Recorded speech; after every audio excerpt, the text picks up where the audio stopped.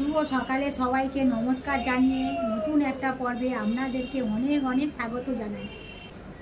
আশা করি তো আপনারা খুব ভালো আছেন। আজকের তো শেষ বেশ সেই দিনটা, আজকে তো একটা শুভ দিন, আপনারা তো সবাই জানেন। মানে আজকে তো রান্না পূজা তো সবারই নেই, প্রায় বেশি লোকের বাড়ি আছে রান্না, আবার কিছু লোকের রান্না পূজাও নেই। যেমন আমার শ্বশুর বাড়িতে রান্না পূজা নেই, বাপের বাড়িতে রান্না পূজা আছে। জানেন তো রান্না পূজা সেই 15 দিন আগে থেকে কত কাজকর্ম বাড়িতে, যাদের রান্না পূজা আছে।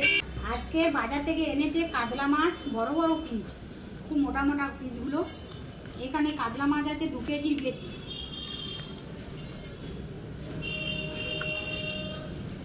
আর এই 2 কেজির বেশি চিংড়ি, বড় বড় চিংড়ি।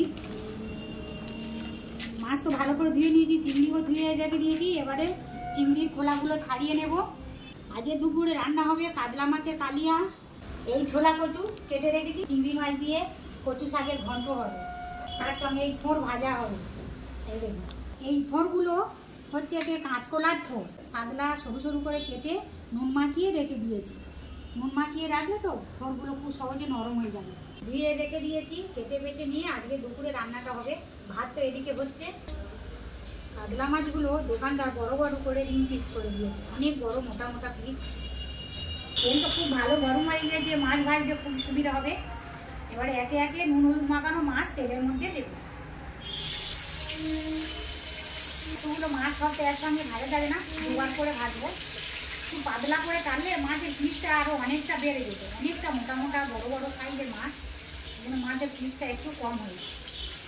পেঁয়াজ তো ভালো লাল লাল করে ভাজা হয়ে গেছে। এই সময় গ্রেট করা রসুন দেবো।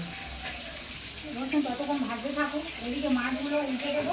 মাছগুলো তো একটু ভালোভাবে ভাজা হয়ে গিয়েছে, সেই জন্য মাছগুলো উল্টানোর সময় খুব সহজে উঠে যাচ্ছে। এই দেখুন, কেউ কারোর গায়ে লাগেনি, খুব সুন্দর হয়েছে। এবারে তো 1 চামচের মতো 5 ফোড়ন দেবো। গোটা রাঁধুনি ফোড়নে দেবো। রসুনের কাঁচা গন্ধ চলে গেছে, আর ফোড়ন থেকে তো খুব সুন্দর একটা গন্ধ বার হয়েছে।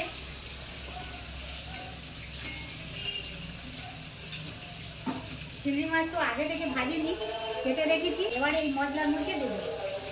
মশলার সঙ্গে একসঙ্গে চিংড়ি মাছ ভাজা হয়ে যাবে। এই তো 1 চামচ নুন দেবো, প্রয়োজন মতো হলুদের গুঁড়ো দেবো, ঝাল লঙ্কার গুঁড়ো দেবো। এদিকে তো চিংড়ি মাছ ভালোভাবে ভাজা হয়ে গেছে, মশলার সব কাঁচা গন্ধ চলে গেছে। এই সময় ভাপিয়ে রাখা কচু শাকগুলো দেবো মশলার মধ্যে।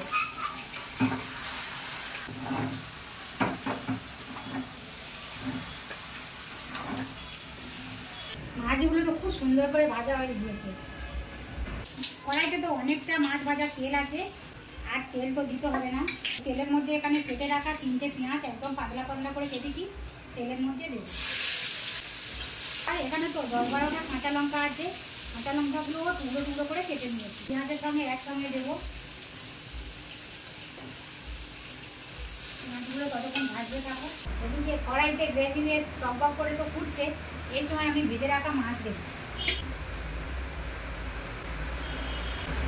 মাছ দেওয়ার পরে খুন্তি দিয়ে আলতোভাবে নেড়ে দেবো। এই সময় নুন ঠিক আছে কিনা চেখে নেব।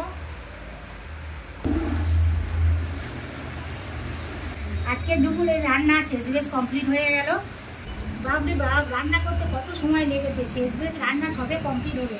আপনারা জানেন তো কচু শাক রান্না করতে বেশি সময় লাগে। এই তো কচু শাক বানানো হয়ে গিয়েছে, 1 কড়া কচু শাকের ঘন্ট হয়েছে। আর সঙ্গে তো আছে কাতলা মাছের কালিয়া, একদম ঘরোয়াভাবে বানিয়েছি।